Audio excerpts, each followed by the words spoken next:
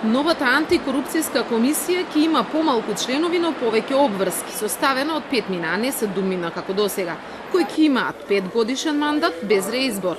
Кој се би можел да биде дел од составот на комисијата, Министерството за правда предвидело две алтернативи. Би требало да е со образование од политички, правни или економски науки, но во втората опција оставила простор и новинари да можат да станат дел од комисијата.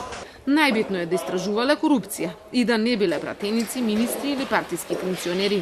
Ќе биде организирано интервју на кандидатите кои што ќе се врши во рамките на комисијата за избори и именување во собранието, и тоа интервју ќе биде пренесувано на собранискиот канал, при што во законот е предвидена можност граѓанските организации кои што работат во областите на владење на право, спречување на корупција и добро управување, како и новинарските здруженија да можат да предложат, односно да номинираат свој член кој што би учествувал во интервјуто и ќе може да поставува прашања. Новини во предлог законот кој ќе се најде и на јавна дебата има и во надлежностите на ДКСК.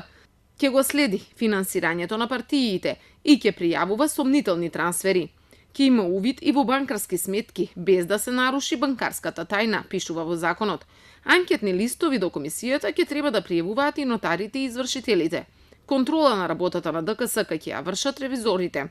Ваквиот предлог закон ќе треба да го одобри и Брисел. Јас вчера разговарав со директорот за проширување на Европската унија и веќе најавив дека уште денеска ќе им биде доставен законот за спречување на корупција и дека што е до нас, ние ќе го пуштиме во процедура што е можно побрзо со цел да почне и овој орган да биде во мозаикот на институции кои што се борат против корупцијата. Инаку веќе 6 месеци антикорупцијската не функционира.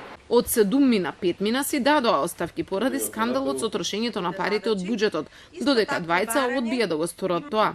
Земјава постојано е критикувана од европските институции поради големото ниво на корупција, а дел од последните случаи која тресеа јавноста останаа без реакција на антикорупционерите.